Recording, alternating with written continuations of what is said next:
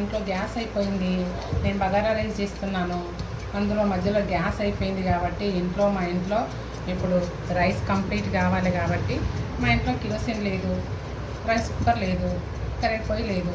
ఇప్పుడు లంచ్ తినాలి కాబట్టి ఎలాగ చేయాలని ఒక ఆలోచన వచ్చిందండి. బొగ్గులు కనిపించాయి ఇంట్లో, బొగ్గులు తీసుకున్నాను, బొగ్గులో గిన్నెలో వేశాను, బట్ట తీసుకున్నాను, మంచి నూనె వేసాను, నిప్పులు చేస్తున్నాను చూడండి. ఆ నిప్పుల మీద ఇప్పుడు సగమైన బగారా రైస్ దమ్ముకేస్తానండి, దమ్ముకేస్తాను చూడండి. ఇప్పుడు దీని మీద దమ్ముకోతుంది రైస్. ఒక 5 నిమిషాలు పెట్టాను అయిపోతుంది.